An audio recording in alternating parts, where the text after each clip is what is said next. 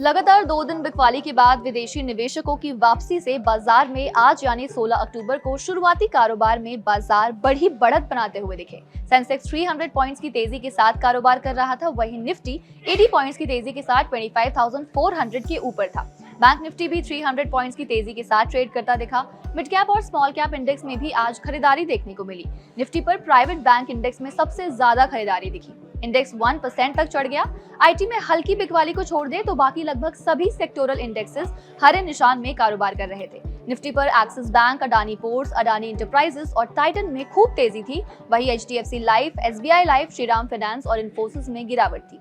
15 अक्टूबर को एफआईआईज ने cash, index और स्टॉक फ्यूचर्स मिलाकर 2511 करोड़ रुपए की नेट बाइंग की, जबकि घरेलू फंड्स ने लगातार 36वें दिन खरीदारी जारी रखते हुए 46,050 करोड़ रुपए बाजार में लगाए। दिवाली से पहले ब्रोकरेज फर्म चुनिंदा शेयरों में निवेश के लिए चुनिंदा स्टॉक पिक जारी कर रहे हैं। इसी कड़ी में देश और विदेश के टॉप ब्रोकरेज फर्म्स ने संवत 2082 में बाजार की चाल को लेकर अपनी राय जाहिर की है। दरअसल संवत 2081 में विदेशी निवेशकों की भारी बिकवाली, हायर वैल्यूएशन और धीमी कॉर्पोरेट अर्निंग्स और जियोपॉलिटिकल टेंशंस के कारण भारतीय शेयर बाजार में काफी गिरावट देखने को मिली। हालांकि इसी अवधि में एफआईआईज ने बाजार में 5.8 लाख करोड़ रुपए का निवेश किया, जिसके चलते एफआईआईज की बिकवाली का प्रभाव कम रहा और बाजार को मजबूती मिली।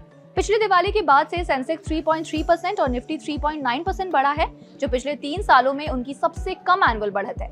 इसके चलते भारतीय बाजार ग्लोबल मार्केट से पिछड़ गए। वहीं बीएसई मिड कैप 0.1% गिरा, जो इस इंडेक्स में 3 सालों में पहली गिरावट है, जबकि बीएसई स्मॉल कैप 4.3% गिरा, जो पिछले 6 सालों में ऐसी पहली गिरावट है।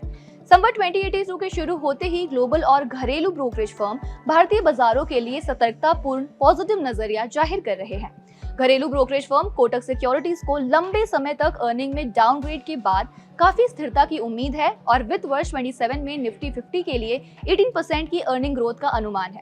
इनका अनुमान है कि प्रति शेयर इनकम वित्त वर्ष 27 में बढ़कर 1297 रुपए और वित्त वर्ष 28 में 1487 रुपए हो जाएगी। ब्रोकरेज को अगले 12 से 15 महीनों में मामूली रिटर्न की उम्मीद है, क्योंकि वैल्यूएशन में कमी के कारण इनकम वृद्धि पर असर पड़ सकता है। नुवामा रिसर्च का मानना है कि वैश्विक ब्याज दरों में कटौती का चक्र तेज हो रहा है, क्योंकि भारत में महंगाई दर 2% से नीचे आ गई है, इसलिए आरबीआई द्वारा ब्याज दरों में कटौती की संभावना भी बढ़ गई है। नुवामा को उम्मीद है कि मजबूत लोन ग्रोथ, बढ़ती मैन्युफैक्चरिंग स्पीड और इंफ्रास्ट्रक्चर में निवेश के चलते इनकम की संभावनाएं मजबूत रहेंगी। हालांकि ब्रोकरेज फर्म को निफ्टी का वैल्यूएशन अभी भी हाई लग रहा है, लेकिन उसे उम्मीद है कि मिड कैप और स्मॉल कैप शेयर मजबूत होंगे। ब्रोकरेज की माने तो शॉर्ट टर्म में अस्थिरता के बावजूद भारतीय शेयर बाजार को लेकर मांग बनी रहेगी। एचडीएफसी सिक्योरिटीज ने चिंता जाहिर करते हुए कहा है कि अमेरिका चीन के बीच बढ़ते तनाव से ग्लोबल सप्लाई चेन बाधित हो सकता है। वहीं यूएस चीन के बीच बढ़ता टैरिफ तनाव 2026 तक अनसर्टेनिटी को बढ़ा सकता है।